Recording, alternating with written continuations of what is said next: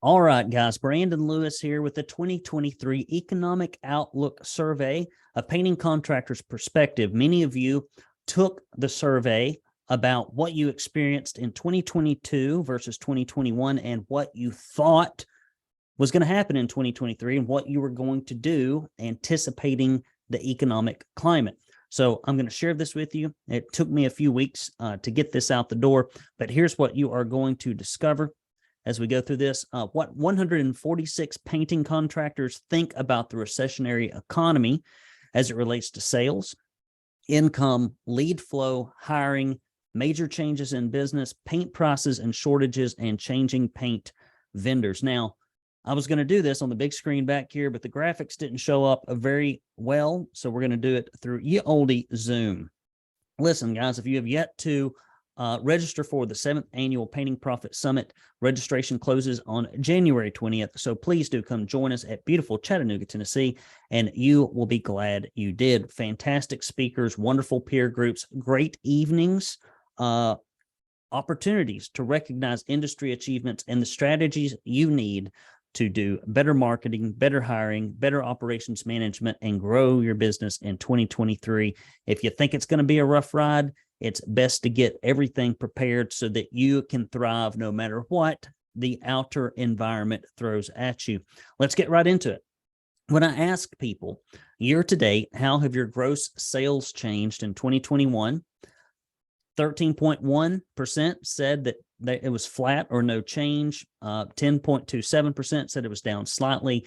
10.96 said down moderately. Down significantly was 6.16%, which is not a huge amount. Up slightly was 17.81. Up moderately was 23.29, and up significantly was 18.49. So overall, the up trend was about 60%. The downtrend was about 28%, and no change was 13%. So more people were up than down.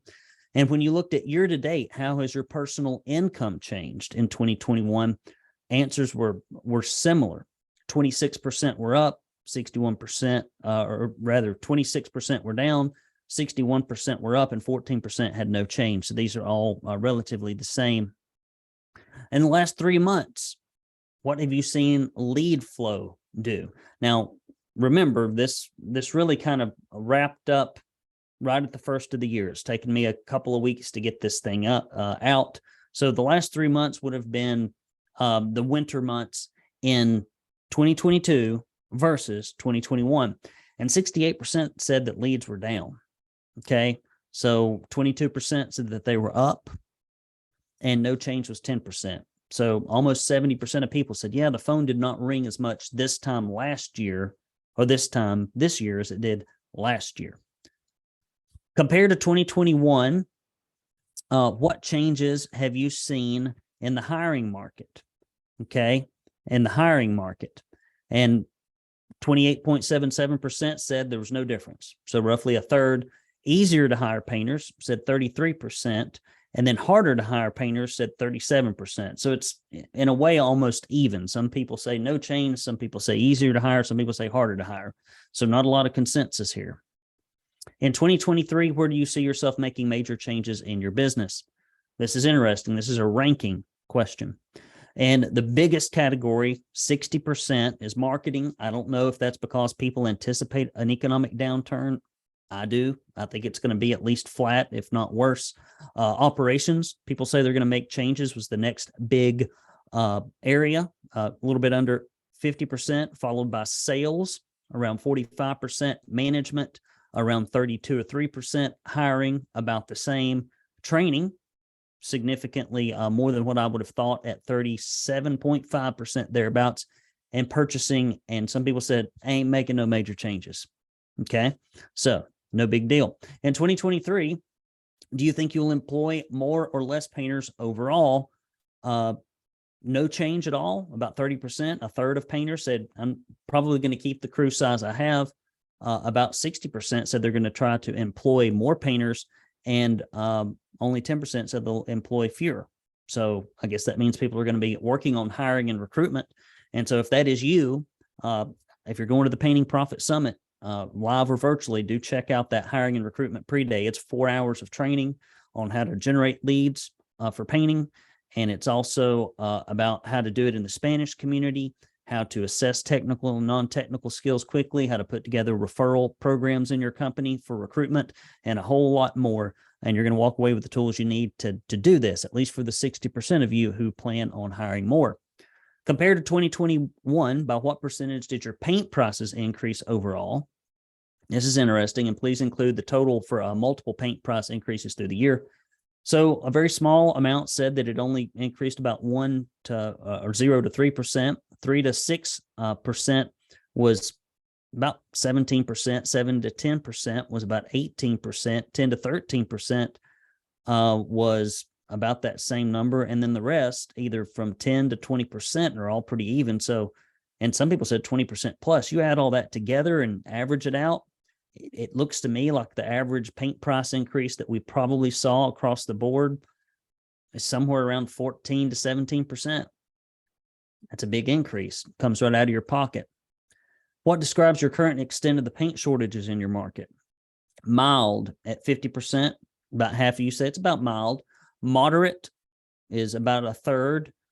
Severe, not a big number anymore, which is a good to see. And some say I'm not experiencing any at all, and that's about 1 out of 5 painters. Did paint price increase shortages cause you to seriously explore switching paint brands or buying your paint a different way? And 60% of you, 62 or 3%, said, yeah, it made me look at considering that, while only 35%, 37% said, no, I didn't make any change to me. Where do you currently buy the majority of your paint?